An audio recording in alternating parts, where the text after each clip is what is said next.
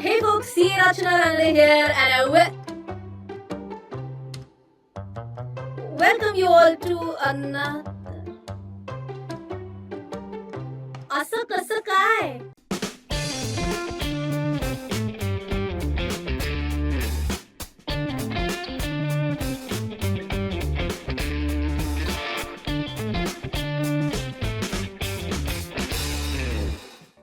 Hey folks, CA Rachana Ranade here और आप सबका एक नए इन्वेस्टमेंट मास्टर क्लास में बहुत स्वागत है। अपनी होल्डिंग्स में डाइवर्सिटी लाने के इरादे से हम कई म्यूचुअल फंड स्कीम्स में इन्वेस्ट करते हैं, राइट? लेकिन फाइनली हो सकता है कि म्यूचुअल फंड स्कीम्स भी उन्हीं स्टॉक्स में इन्वेस्ट करती हैं। तो फाइनली ये म्यूचुअल फंड ओवरलैप या स्टॉक ओवरलैप है, पर इसका क्या मतलब है? और यही हम वीडियो के अगले भाग में देखेंगे। तो चलिए जल्दी से समझते हैं कि म्यूचुअल फंड पोर्टफोलियो ओवरलैप क्या है। ऐसा तब होता है जब आप दो अलग म्यूचुअल फंड स्कीम्स में इन्वेस्ट करते हैं, लेकिन ये स्कीम्स भी उन्हीं स्टॉक में इन्वेस्ट करती हैं। तो have a look at this. मैंने एक मास्टर क्लास के एक इन्वेस्टमेंट मास्टर क्लास में यही एग्जांपल लिया था। Have a look at it. HDFC bank दोनों म्यूचुअल फंड्स में है, इन्फोसिस दोनों में है, रिलायंस इंडस्ट्रीज और TCS भी दोनों में है। सो आई होप हम क्लियरली समझ गए होंगे कि प्रॉब्लम क्या है। यानी हमने अपने पोर्टफोलियो में डाइवर्सिटी नहीं लाई है, पर क्या म्यूचुअल फंड ओवरलैप का पता लगाने का कोई सॉल्यूशन है? और अगर हाँ, तो सॉल्यूशन क्या है? इसका सॉल्यूशन सिंपल है। आपको बस दोनों पोर्टफोलियो की कंपैरिजन करनी है और उन्हें साइड बाय साइड रखना है, और फिर एक एक करके इस साइड से नाम पढ़ते जाइए और एक एक करके उस साइड से नाम पढ़ते जाइए। मैन्युअली कंपेयर करेंगे तो हार्डली 30 या 40 स्टॉक होंगे। जब आपके पास बहुत समय होगा तो आप ये जरूर करना, राइट? जब आप नंबर ऑफ स्टॉक्स को आइडेंटिफाई करते हैं तो परसेंटेज को भी आइडेंटिफाई करें। जैसे HDFC बैंक यहाँ 9 और यहाँ 8% है, ये सिर्फ 35 या 40 स्टॉक्स के हैं। क्या ये मैडनिंग नहीं है? यस। क्या इसका कोई सॉल्यूशन है? इसका सॉल्यूशन होना चाहिए। कुछ वेबसाइट होनी चाहिए जो हमें ये डेटा रेडीमेड तरीके से दे सके। और आपसे पूरी ईमानदारी से कहूँ तो मुझे मेरे एक स्टूडेंट ने बताया कि मैम, मुझे 2 वेबसाइट्स मिली हैं जो ये डेटा देती हैं। और किसी भी टीचर के लिए ये एक अल्टीमेट मोमेंट होता है कि एक स्टूडेंट टीचर को इनपुट देता है कि ये वेबसाइट मिल गई है, और ये मुझे बहुत अच्छा एहसास देता है। और ये मेरे एक जूम मीटिंग सेशन में हुआ। जो लोग इसके बारे में नहीं जानते हैं, तो मेरी वेबसाइट पर कई कोर्सेज हैं, और जो भी इन कोर्सेज में एनरोल करता है उनके साथ मैं हर महीने एक जूम मीटिंग लेती हूँ। और जूम कॉल के दौरान रोहन लघाटे ने मुझे ये बताया और मैंने कहा, वाह, इनपुट के लिए बहुत धन्यवाद, मैं इस पर एक वीडियो बनाऊंगी।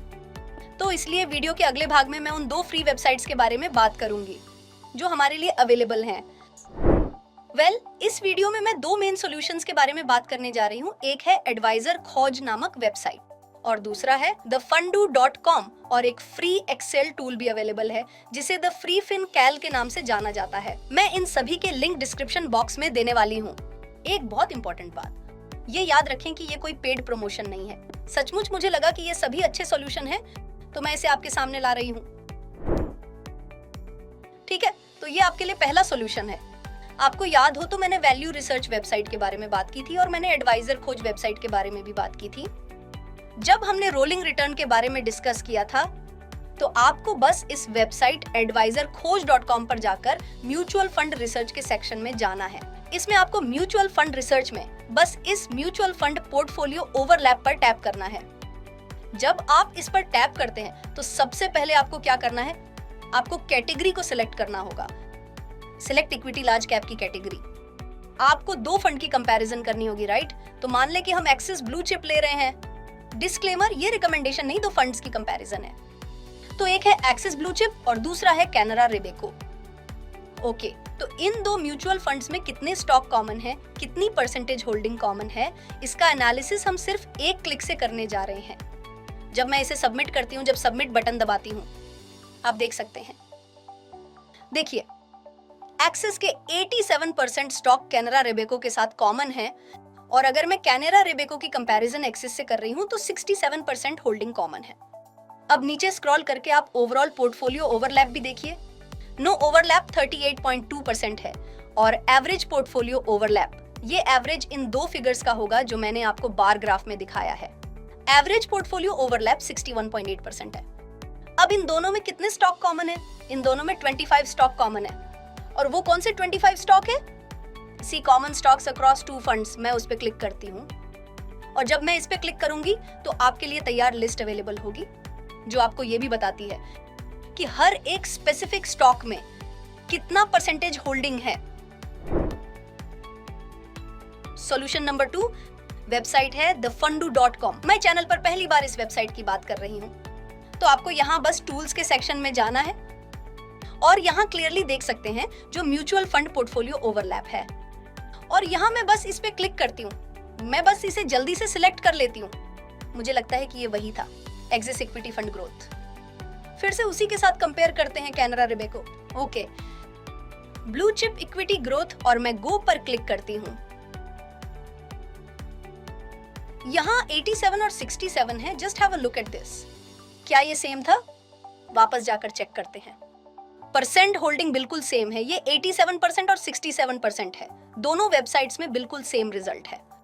लेकिन अगर हम स्कीम्स ए और बी के बारे में बात कर रहे हैं, ओके, अनकॉमन स्टॉक्स, एक नोट दिया है, लिखा है कि वेन डायग्राम प्लान ए और बी के बीच पोर्टफोलियो ओवरलैप को दर्शाता है और कैश शामिल नहीं है।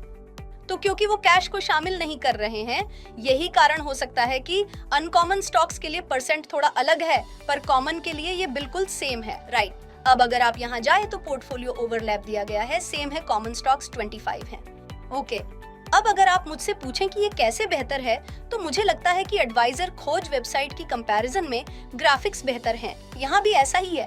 HDFC bank, Infosys, ICICI bank, TCS, ये सेम है। परसेंट भी देखिए, 9%, 8%, 9%, 7%, ये ऑलमोस्ट सेम है। तो इससे आप समझ गए होंगे कि भले ही आपको लग रहा हो कि मैंने 2 अलग म्यूचुअल फंड में इन्वेस्ट किया है, एक्चुअली आपने सेम स्टॉक्स में इन्वेस्ट किया है। अब मैं अपने पोर्टफोलियो सिलेक्शन में प्रैक्टिकल डिसीजन लेने के लिए इन वेबसाइट्स का उपयोग कैसे करूं?